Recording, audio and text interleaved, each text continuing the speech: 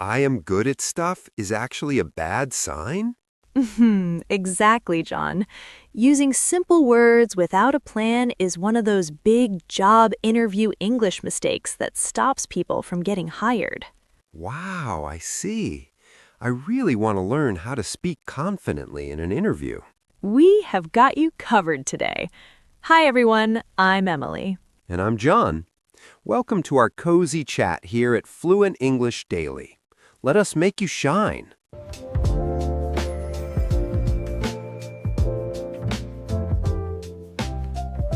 So, John, I was thinking about what we said earlier. You know how people say, I am good at stuff. Right. It sounds so funny now, but I used to say things like that all the time. I thought simple was safe. It is safe, but in a job interview, we need a little more flavor. One of the biggest job interview English mistakes is being too short with your answers. I see. So if the boss asks, can you work in a team, and I just say yes, that is a mistake? Exactly. It feels like you are not interested. You want to show professional English communication at work. You need to tell a small story. Aha. So instead of just yes, I should say something like, yes, I like working with people. In my last job, we helped each other every day. Is that better? Wow, John. Yes, that is much better. It shows you know how to use your words to build a bridge. Smiles. That feels good to hear. But Emily, I sometimes get so nervous. My tongue feels heavy. I worry about my English pronunciation for job seekers. I think people won't understand my accent. Oh, I understand that feeling. But listen, John, a secret. Clear is better than perfect. You don't need a movie star accent. You just need to speak slowly. Really? Just slowly? Yes. Thankfully, when we are nervous, we run. We speak so fast that words crash into each other. If you slow down, your brain has time to find the next word. That makes sense.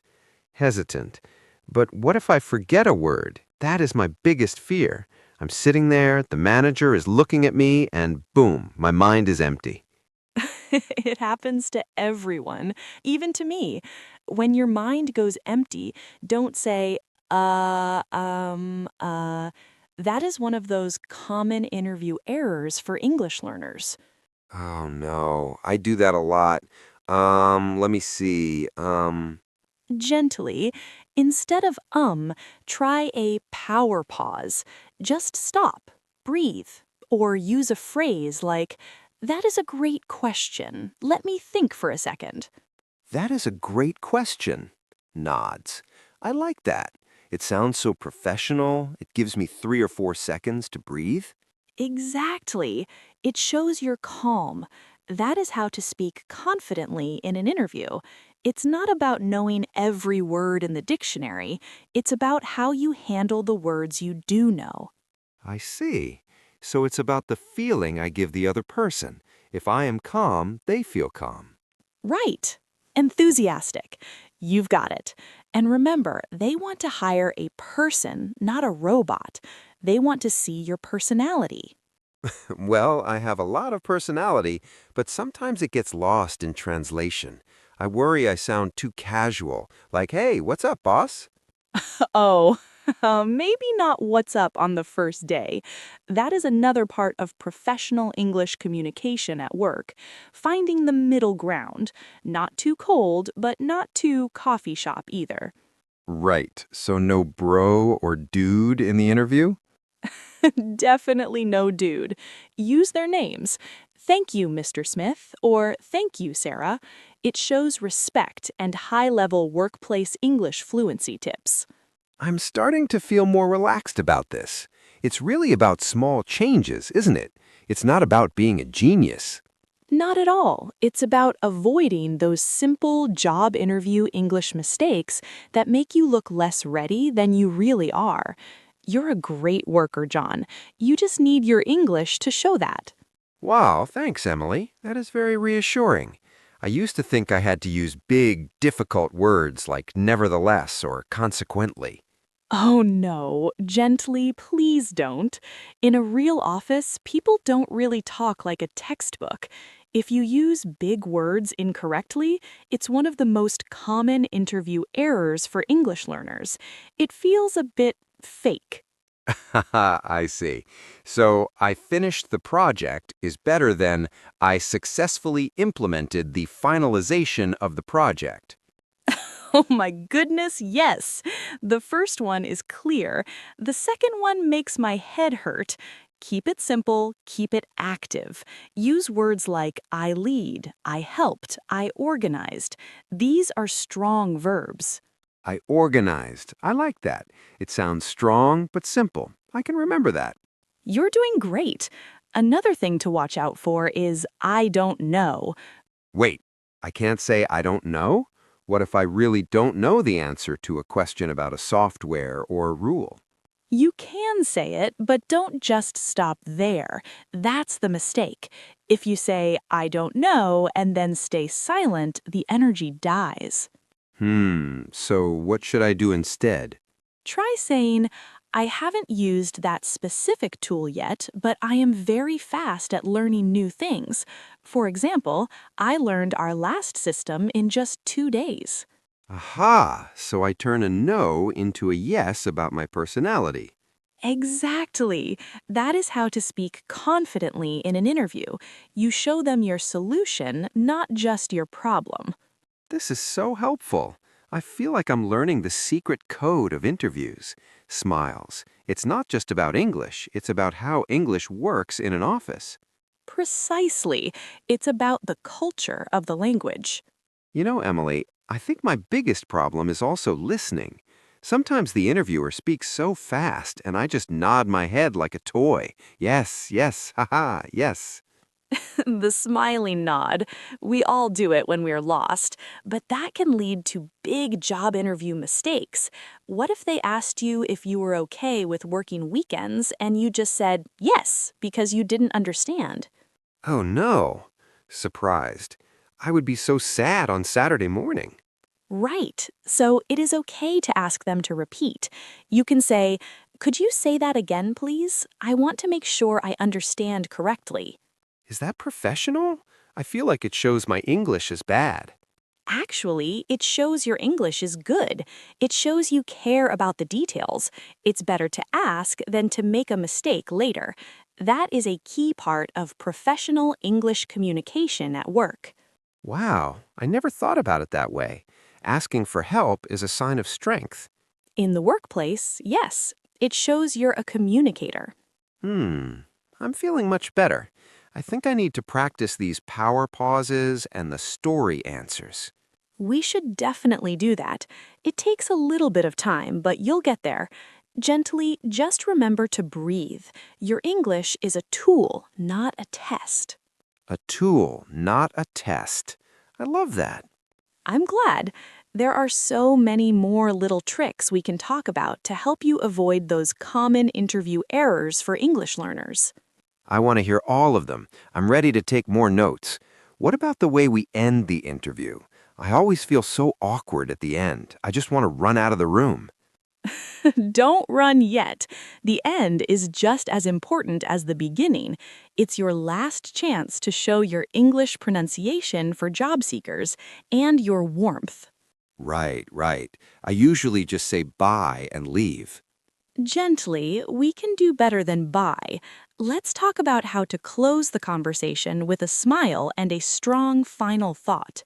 I'm listening. Tell me more about how to finish strong. Well, before we get into the closing, we should look at some specific phrases that make you sound like a leader, even if you're just starting your career.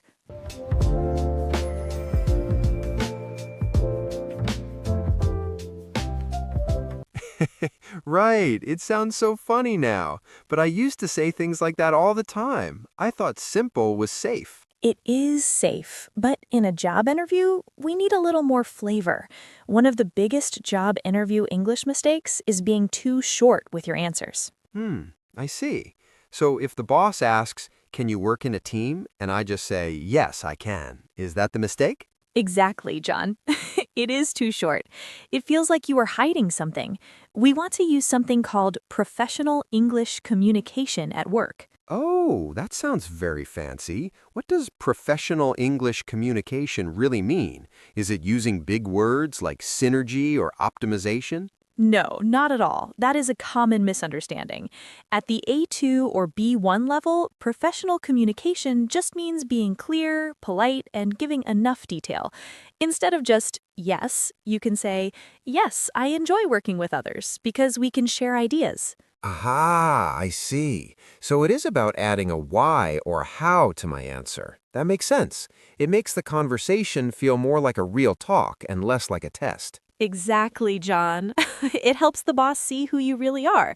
And that leads us to our next big idea, how to speak confidently in an interview.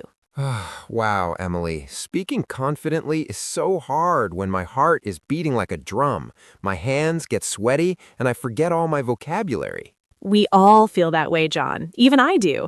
But confidence in English doesn't mean speaking perfectly. It means speaking at a steady pace. One of the biggest job interview English mistakes people make is trying to speak too fast to sound fluent. Wait, speaking fast is a mistake? I thought fast meant I was a pro. No, no. If you speak too fast, you might trip over your words. Then you get more nervous. To show workplace English fluency tips, I always say, slow down. Give your brain time to find the next word. It makes you look calm and in control. Wow, I never thought of it that way. Slow is smooth and smooth is fast. I like that. So if I slow down, I will sound more confident even if I make a small grammar mistake. Right. Most bosses don't care about a small S at the end of a word. They care if they can understand your plan. This brings us to another important point, English pronunciation for job seekers. Oh no, pronunciation. That is my biggest fear. I'm always worried my accent is too strong or that I'm saying the words sheet and sit wrong. Everyone has an accent, John. An accent is just a sign that you know more than one language. It's a superpower. When we talk about English pronunciation for job seekers, we don't mean you have to sound like a movie star. We mean you should focus on the key sounds so the meaning is clear. Key sounds. Can you give me an example? Sure. For example, many learners struggle with the TH sound or word endings like ED. If you say, I work, instead of I worked, the boss might think you were talking about now instead of the past. That's one of those tiny job interview English mistakes that can cause confusion. Oh, I see. So it's not about sounding British or American. It's just about being clear so the boss understands the timeline of my experience. Exactly. It's about the message. If the message is clear, you're doing great. Now, let's look at some workplace English fluency tips to help you connect your ideas. Yes, please. I often feel like my sentences are like little islands. I like teams. I work hard. I am punctual. How do I build bridges between these islands? That's a great way to put it. To build those bridges, you can use simple connector words. Words like because, however, or for example. Okay, let me try. Instead of I'm good at stuff, I could say I'm good at solving problems. For example, last month I helped a customer find a lost package. How was that? Wow, John, that was perfect. By saying, for example, you showed the boss that you have real experience. That's how you avoid common interview errors for English learners. You move from simple facts to real stories. I feel much better now. It's like I have a map for the conversation. I don't need 1,000 big words. I just need a few bridges and a slow speed. Exactly. You are already using professional English communication at work right now. You're being clear and sharing your feelings. Thanks, Emily. This is really helping my confidence. I used to think that job interview English mistakes were just about grammar, but it's really about how we connect with the person sitting across from us. You hit the nail on the head, John. It's all about connection. Whether you're talking about your skills or your past jobs, you want the other person to feel like they can trust you. Right. Trust is so important in a job. If I can explain things clearly, they'll trust me to do the work. Exactly. And remember, everyone in that room wants you to do well. The boss wants to find a great worker. They're on your side. I'll try to remember that next time I feel like my heart is drumming. Good. So we've talked about being professional, speaking slowly for confidence, focusing on clear pronunciation, and using bridges for fluency. These are the tools that help you avoid those common job interview mistakes. I feel like I'm getting a lot better at this.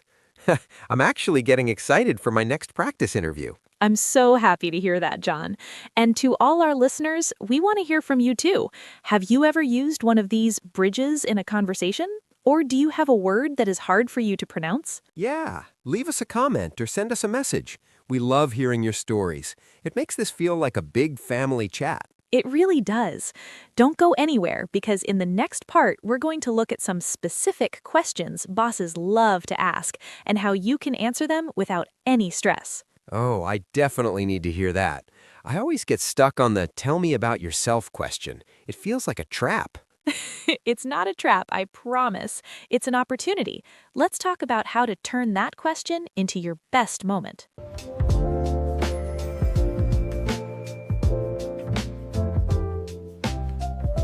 Exactly, John. It is too short. It feels like you are closing the door before the conversation even starts. If we want to avoid those common job interview English mistakes, we need to keep the door open with more words. I see. It's like a game of catch. If you do not throw the ball back, the game stops. Wow, what a great way to put it. Exactly. So let us practice throwing the ball back today. We are going to do some shadowing practice. Are you ready, John? I am ready. I have my coffee and I'm focused. What do I do? It's simple. I will say a sentence slowly. I want you to listen to the rhythm and then repeat it back to me. This helps with English pronunciation for job seekers and builds that muscle memory. Perfect. Let's try it. Okay, here's the first one. Listen closely. I enjoy working with a team to solve problems. I enjoy working with a team to solve problems. Great! Now let us try to say it with a bit more energy. Remember, we want to show how to speak confidently in an interview. Try it again. I enjoy working with a team to solve problems. Perfect. I could feel the energy there. You see, when you say I enjoy, it sounds much better than just saying I can. It shows your personality. It really does feel different. It feels more professional. Exactly. That is professional English communication at work. Let us try another one. This one is about your experience. Listen, in my last job, I learned how to manage my time better. In my last job, I learned how to manage my time better. Very good. Let us pause for a second. Notice the word manage. Sometimes this is one of those common interview errors for English learners. They might say make time or do time, but manage is the professional word we want. Ah, manage. I like that word. Manage my time. It sounds like I'm the boss of my clock. Exactly. You are the boss of your time. Let us try the sentence one more time, focusing on that word. In my last job, I learned how to manage my time better. In my last job, I learned how to manage my time better. Beautiful. Now, John, let us try something a bit longer. This helps with workplace fluency tips. We are going to link the ideas together. Listen, I am looking for a role where I can use my skills to help the company grow. I am looking for a role where I can use my skills to help the company grow. Yes, you did it. How did that feel to say? It felt a bit long, but I like the flow. It sounds like I have a plan. It makes me feel like I know what I want. That's the secret to avoiding job interview English mistakes. It's not just about the words, it's about the feeling of the sentence. When you have a clear flow, the person listening feels safe and comfortable. I see. It's like we're building a bridge between us and the person asking the questions. Exactly.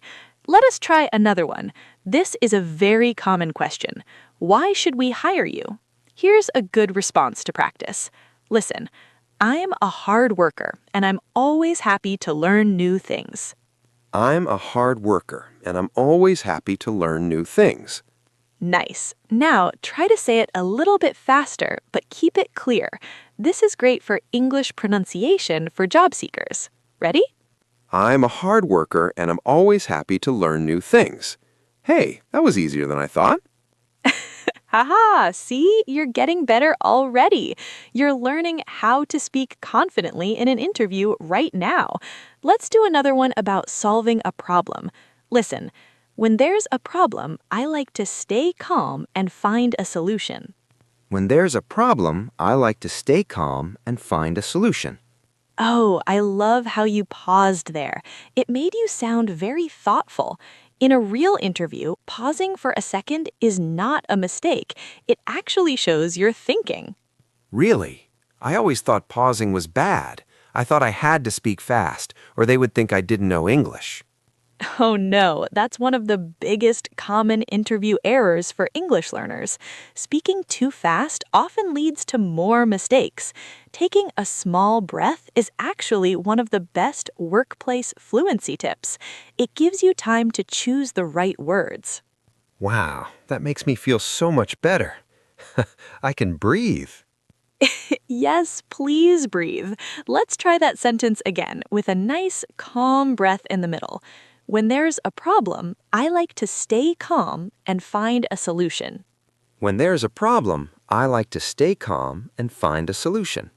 Perfect. That sounded so natural. Now, let us practice a sentence for when you finish the interview. This is part of professional English communication at work. Listen, thank you for your time today. I look forward to hearing from you. Thank you for your time today. I look forward to hearing from you. Wonderful. That's the perfect way to end. It's polite and professional. I look forward to. That's a nice phrase. It sounds very friendly, but still serious. It is. It's a classic phrase. You know, John, many people make job interview English mistakes by being too casual at the end, like saying, see ya, or bye-bye. Oh no, I've said bye-bye before. Is that really bad? It's not the end of the world, but I look forward to hearing from you is much better for how to speak confidently in an interview. I understand. I'm going to practice that one a lot. I look forward to hearing from you. You are doing so well. Let's do one more practice round. This time, I will give you a sentence about your future. This is part of professional English communication at work. Listen, I want to grow my career with this company. I want to grow my career with this company. Good. Now focus on the word career. Make sure the R sound is clear. This is helpful for English pronunciation for job seekers. Career. Career. I want to grow my career with this company. Yes, that was it. Your pronunciation was very clear there. Thank you, Emily. This shadowing really helps. I feel like I'm getting used to the sounds of the words. I'm so glad. It really is about practice. Don't worry about being perfect. Just focus on being clear. We have covered a lot of workplace fluency tips today just by repeating these phrases. We really have. I feel like I have a little toolbox of sentences now. A toolbox. I love that. And remember, everyone listening, you can rewind and practice these sentences with us as many times as you need. Definitely. It's like having us right there in the room with you. Exactly. Now, before we move on, I want to ask you all a question. Which of these sentences was the easiest for you to say, and which one was the hardest? Oh, that's a good question. For me, the one about managing time was the hardest, but it also felt the most professional. I think a lot of people feel that way. It takes time to get used to those professional words, but don't go away just yet. Right. We have something very special coming up next. We're going to look at some real-life stories. Yes, we are going to talk about a specific story that shows how one small change in how you speak can change everything in an interview. You won't want to miss this.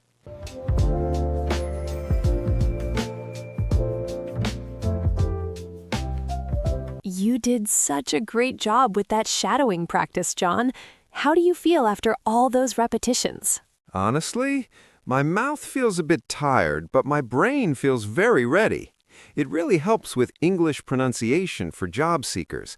I feel much more focused and clear now. That is the spirit. Practicing out loud is so important, and that leads us perfectly into our favorite part of every episode. Aha! The question of the day. I always look forward to this. I love hearing the stories from our listeners around the world. Me too, John. It makes me feel connected to everyone. Today, we are looking back at our main topic, job interview English mistakes. Our question for all of you listening at home is, which communication mistake are you most afraid of making in your next interview? That is a deep question, Emily. It can be a bit scary to think about our fears. To help you answer, we have 5 examples of what many students tell us. Right. Example number 1. I am afraid I will forget a simple word and my mind will go totally blank. Oh, I know that feeling. I used to do that all the time. Example number 2, I worry that my grammar will be wrong and the manager will think I am not professional. Improving this is one of our best workplace English fluency tips. Exactly. Example number 3. I am scared I will talk too fast because I'm nervous and then no one will understand me. That is one of those common interview errors for English learners. So true. Example number 4, I am worried I do not know how to speak confidently in an interview, so I will look too shy or quiet. And finally, example number 5. I am afraid I will not understand the interviewer's accent or the question they ask. Those are all so common. But remember, you are not alone. We really want to hear your answer. Please share it with us. It's a great way to practice professional English communication at work. Yes, please tell us your thoughts. It helps us know what to help you with next time. Speaking of next time, Emily, we still have one more important thing to talk about before we move to our final thoughts. You are right, John. We need to talk about how to turn these fears into success.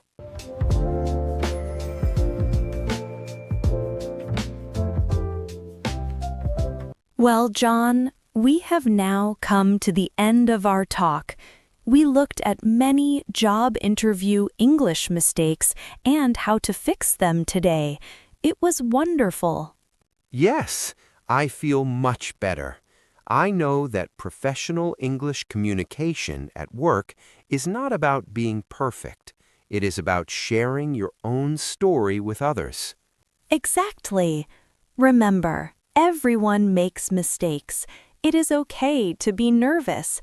Just breathe and use your workplace English fluency tips. They really help you feel safe.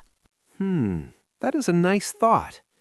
No, I will practice how to speak confidently in an interview tonight, but just for a few short minutes. Take it slow. You are doing great. Thank you for joining us today, everyone. We truly appreciate your time and your very kind hearts. Yes, thank you. Stay calm, keep practicing, and we will see you next time. Goodbye for now, my friends. Bye-bye. Congratulations on making it all the way through the lesson with Emily and John. If you found this video helpful, don't forget to hit the subscribe button right in the center of your screen so you never miss our next lesson. You can also check out more videos right over here on the left or right side. We've picked them just for you. Thanks for watching, and we'll see you in the next video. I have an update for you. I said that to my boss, and then silence. I didn't know what to say next. Oh, John, that is so common. But today, we will help you master business English communication. Really? Even starting a professional conversation or handling mistakes? Yes, we will make it feel easy. I feel better already. Welcome to Fluent English Daily. I'm Emily. And I am John. Let's dive in.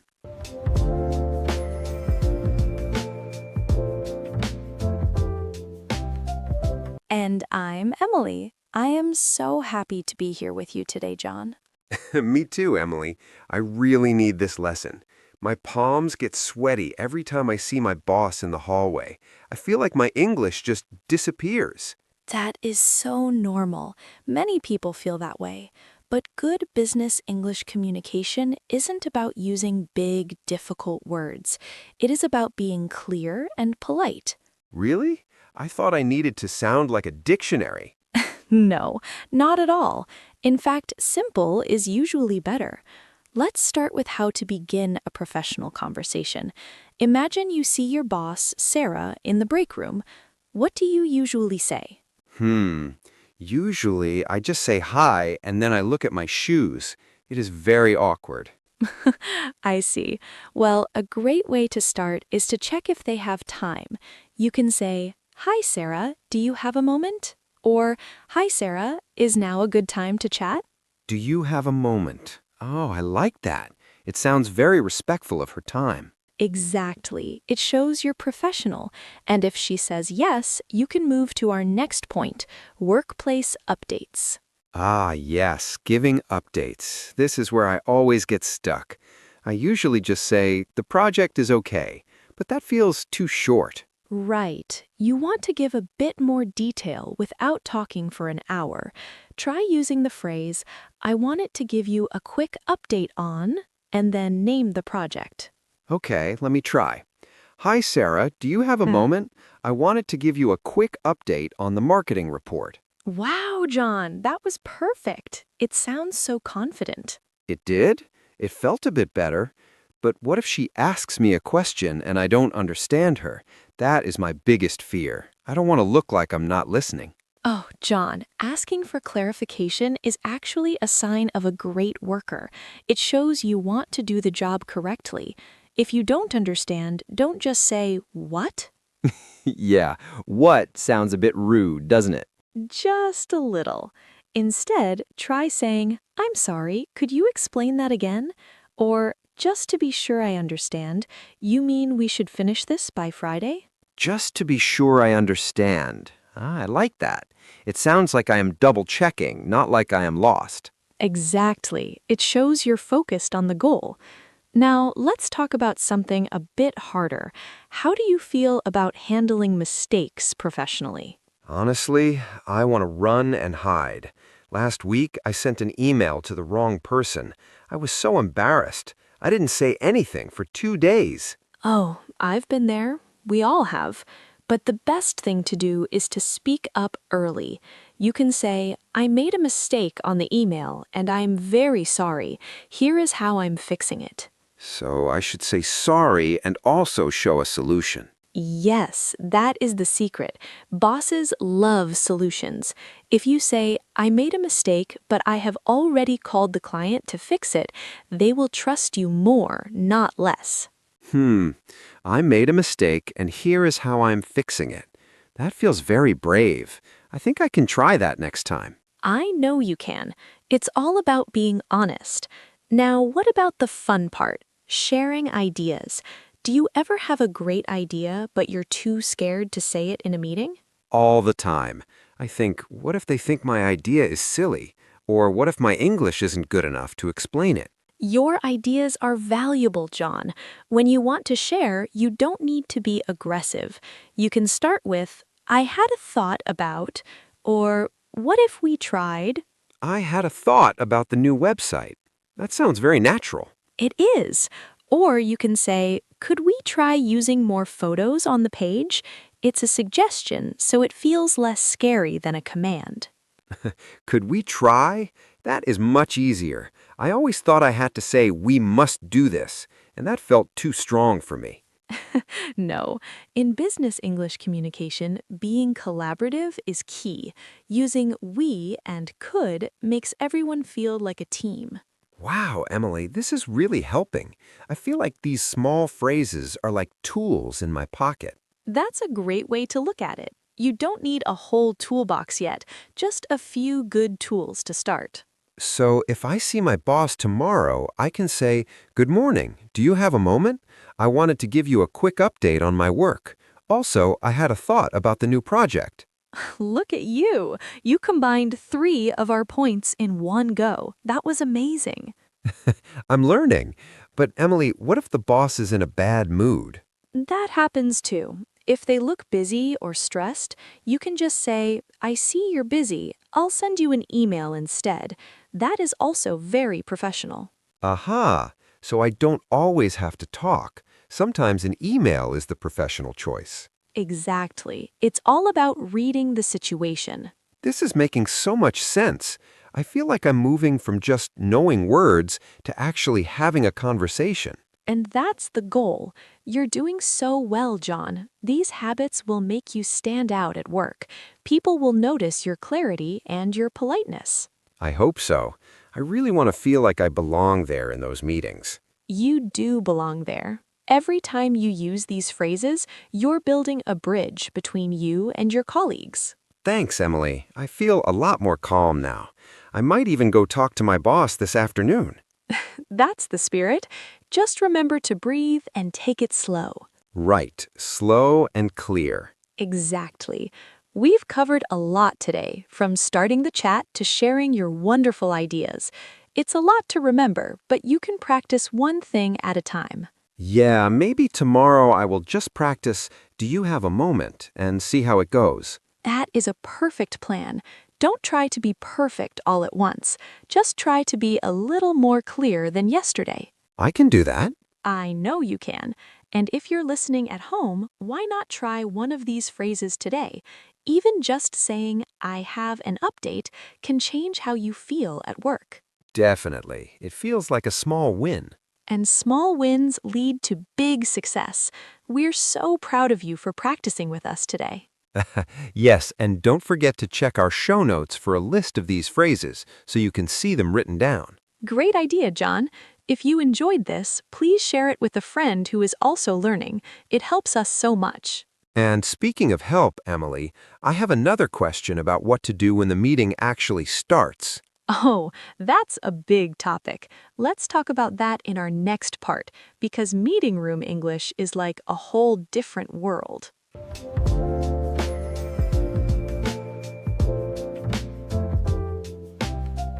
You know, John, before we dive into the details, I want us to look at some of the special phrases we just mentioned. I think of these as our tools. When you have the right tools in your bag, the job feels much easier, right? Exactly. It is like trying to fix a car with your bare hands. It is impossible. But if you have a wrench, you feel like a pro. So, what is our first tool for better business English communication? Our first big phrase is professional conversation. Now, John, when you hear the word professional, what do you think of? I think of suits, ties, and very serious faces. I think of using long words that I can't even spell. It feels very heavy, Emily. I understand. Many people feel that way. But a professional conversation is actually quite simple. It just means a talk that is helpful, polite, and focused on work. It is different from a casual chat with a friend at a party. Aha! So at a party, I might say, "Hey, look at that crazy dog." But in a professional conversation, I would talk about my tasks. Exactly. You are still being yourself, but you are focused. You use words like please, thank you, and could you. It's about respect. It doesn't mean you have to be a robot. You can still smile. That is a relief. I can still be John, just polite John. I like that. Yes, polite John is a great version of you. Now let's move to our second tool. This one is very important for your boss. It is workplace updates. Oh, I know this one. This is when the boss asks, "How's the project going?" And I start to sweat because I don't know how to explain it in English. Right. A workplace update is just a short report about what you are doing. You tell your boss 3 things: what you finished, what you are doing now, and if there are any problems. Only 3 things? That sounds too easy. It is. For example, you could say, I finished the email for the client. Now I am writing the report. I don't have any problems yet. Wow, that is so clear. I finished, I am doing, I don't have problems. I can remember that. It makes the workplace updates feel like a small story. Exactly. A story with a beginning, a middle, and an end. It helps your boss feel safe because they know exactly what is happening. They don't have to guess. I see. When the boss doesn't know what I'm doing, they get worried. When they are worried, they ask more questions, and when they ask questions, I get nervous. You got it. So giving clear updates actually makes your life quieter. Now let's talk about a scary one. Our third phrase is asking for clarification. Oh boy, this is my biggest fear. This is when the boss says something fast, like blah blah blah, marketing synergy, blah blah, and I just nod my head like a toy dog. I say, yes, yes, but inside I'm thinking, I have no idea what he said. We have all been there, John, truly. But asking for clarification is a superpower. It means asking a question to understand better. It's not a sign that you are bad at English. It's a sign that you are a careful worker. Really? My boss won't think I'm not smart? Not at all. In fact, most bosses love it. It shows you want to do the job correctly. Instead of saying, "What?" which can sound a bit rude, you can use a polite phrase. Okay, give me a good one. What should I say? You can say, "Could you please clarify the last part?" Or, "Just to make sure I understand, do you want me to call the client?" Just to make sure I understand, could you please clarify? Clarify. That's a nice word. It sounds like making something clear, like water. Yes, that's exactly what it means. You are clearing the clouds so you can see the path. It's much better to ask for clarification now than to do the wrong work for 3 days, right? Oh, definitely. I've done that before. I spent a whole day making a chart that nobody wanted because I didn't ask a question. That was a big mistake. And that leads us perfectly to our fourth phrase, handling mistakes professionally. We're all human, John. We all make mistakes. I make many. Sometimes I send the wrong file or I'm late for a meeting. I usually just want to hide under my desk when that happens. Please don't hide. The desk is for working, not hiding. Handling mistakes professionally means two things, saying sorry simply and offering a solution. A solution? So I don't just say, I'm sorry 100 times? No, once is enough. If you say it too much, it feels uncomfortable. Instead, say, I'm sorry I sent the wrong file. I will send the correct one right now. Aha, so I admit the mistake, and then I show how I will fix it. That makes me look like I'm in control, even if I made a boo-boo. Exactly. It shows you are responsible. Bosses love responsibility. It builds trust. If you admit a small mistake, they'll trust you with big projects. That makes a lot of sense. It's about building a bridge of trust. What a beautiful way to say it, John. A bridge of trust. And the last piece of that bridge is sharing ideas. Sharing ideas feels a bit bold. I feel like I should just listen and do what I'm told. I'm just an employee after all. But your ideas are valuable. Sharing ideas means giving your opinion or a new suggestion to help the team. You don't have to shout it. You can start small. How do I start without sounding like I'm the boss? You can use soft openings. For example, I was thinking, or maybe we could try, this makes your idea sound like a suggestion, not a command. I was thinking. I like that. It sounds like I'm inviting them to think with me. Exactly. It's an invitation. When you share ideas, you show that you care about the company. You're not just a robot. You're a thinker. Thinker. I like the sound of that. So we have professional conversation, workplace updates, asking for clarification, handling mistakes professionally, and sharing ideas. My bag of tools is getting heavy, Emily. Don't worry, these tools are very light once you start using them. They actually make your workday feel lighter because you're not carrying all that worry and stress. You're right. I already feel a bit taller. I feel like I could actually walk up to my boss and say more than just hello. I'm so glad to hear that, John. You're doing great. Learning business English communication is a journey, and you're taking some very important first steps right now. Thanks, Emily. I feel like I'm finally learning the secret code of the office. It's not about being perfect, it's about being clear. That is the best lesson of all. It's about connection, not perfection. Connection, not perfection. I'm going to write that down. Good idea. And for everyone listening, why don't you try to use one of these phrases today? Maybe just one. Yeah, tell us which one is your favorite. Do you like clarify as much as I do? Or maybe you're ready to give a great update? We would love to hear from you. But don't go away. Now that we know our tools, we need to see how to actually use them in a real conversation. Oh, like a real-life practice? Yes. In our next part, we're going to look at exactly how to start that talk with your boss without feeling like you are about to jump out of a plane. Good, because I don't have a parachute, Emily. Don't worry, John. I've got you. Let's keep going.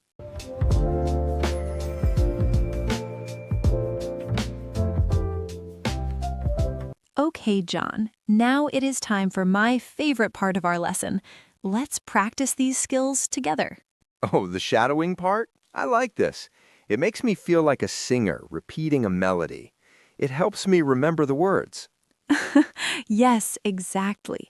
I will say a sentence using our keywords for good business English communication. Then I want you to say it back to me.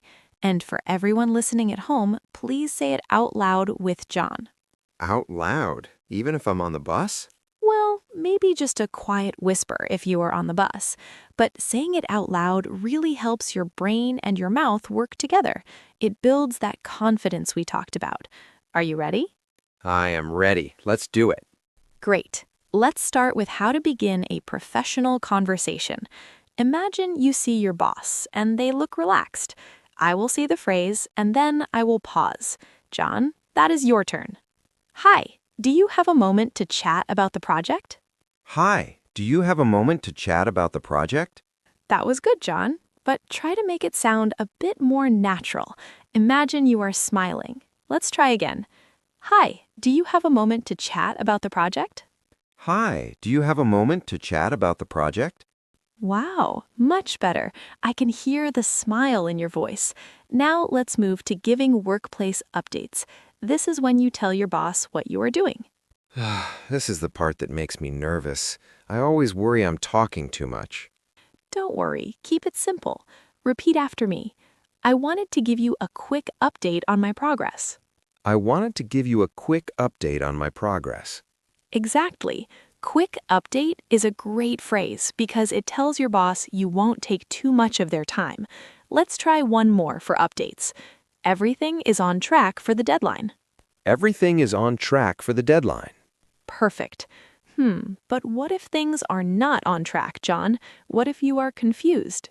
Oh, that happens a lot. I usually just stay silent because I don't want to look, well, not smart. Oh, John, everyone gets confused. Asking for clarification is a sign of a good worker. It shows you want to do the job correctly. Let's practice a polite way to ask. Repeat after me. Could you please explain that last part again? Could you please explain that last part again? Yes, and try this one too. I want to make sure I understand. Do you mean we should start now? I want to make sure I understand. Do you mean we should start now? Excellent. You are doing so well. How are you feeling? I actually feel a bit more relaxed. The words don't feel so heavy anymore. I'm so happy to hear that. Now, let's talk about something difficult, handling mistakes professionally. We all make them. The best way to handle it is to be honest and clear. Okay, let's try. Repeat this. I'm sorry, I made a mistake on the report. I will fix it right away. I'm sorry. I made a mistake on the report. I will fix it right away. I see you took a deep breath there. That is good. It helps you stay calm. Let's try it one more time. Make it sound very responsible. I apologize for the error. I am working on the solution now. I apologize for the error. I am working on the solution now. Very professional, John. Truly, your boss will respect that honesty. Now for the last part. This is the fun part, sharing ideas. Oh, I have so many ideas, but I never know how to bring them up without sounding like I'm bossing people around. I understand. Using phrases like I was thinking or what if makes it sound like a suggestion, not an order. Let's practice. I have an idea for the new project. Can I share it with you? I have an idea for the new project. Can I share it with you? Aha! And here's another way. I was thinking we could try a new approach. What do you think? I was thinking we could try a new approach. What do you think? Look at you. You are a master of business English communication now. Well, maybe not a master yet, but I feel like I have my tools now. I have my wrench. Yes, you do. Remember, everyone listening, you can rewind this part of the podcast and practice with us as many times as you need. Repetition is your best friend when learning a language. You know, Emily, it really helps to hear you say it first. It makes the sounds easier to follow. That is the power of shadowing. It takes the pressure off. You don't have to think of the words, you just have to feel the rhythm. I like that. The rhythm of the office. Exactly. Now, before we move on, I want to ask our listeners a question. What is the hardest part for you? Is it sharing ideas or is it handling mistakes? Send us a message or leave a comment. We love hearing from you. Yes, please. It makes me feel like I'm not the only one getting sweaty palms in the hallway. You are definitely not alone, John. You are definitely not alone, John. We are all in this together. Now, we have practiced the words, but what about the body language? What about the unspoken parts of a conversation? Oh, like eye contact and stuff? Exactly. Even over a video call, your energy matters. In our next section, we are going to look at some real-life stories. We'll see how these phrases work when things get a little messy. Oh, messy. I like stories. They make the lessons feel real. Me too. So don't go anywhere. We are going to dive into some scenarios that will help you use these tools in the real world.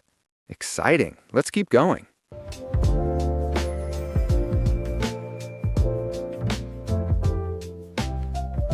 You did so well with those phrases, John. I can tell you are feeling much more confident already. Practice makes everything feel more natural. I really am. I feel like I have a map now. It is much less scary when you know the right path to take. Before, I was just lost in the woods. Exactly. And that brings us to my favorite part of our show, the question of the day. I want to hear from you, our wonderful listeners, and from you too, John. Oh, I am ready. I have my thinking cap on. What is the question for today, Emily? My question is, what is the most difficult part of business English communication for you at work? That is a big question. For me, it is definitely starting the conversation. My mind just goes blank. I just stand there and smile. It is so awkward. I understand. Many people feel that way. To help our friends at home think about their own experience, I have 5 example answers. Let's read them together. Okay, number 1. I find it hard to start a professional conversation when I see my boss in the hallway. Right. Number 2, I struggle with giving clear workplace updates during morning meetings because I get nervous and speak too fast. I have done that. Number 3, I feel shy about asking for clarification because I don't want my boss to think I'm not smart. Oh, we must remember it is okay to ask. Number 4, I worry about handling mistakes professionally because I'm afraid of the consequences. And number 5, I want to be better at sharing ideas during big team meetings so my voice is heard. Those are all such great points. To everyone listening, please think about which one of these feels like your situation. Or maybe it's something different. We would love for you to think about your answer. Sharing your thoughts helps you grow. Yes, please. It helps so much to know we're not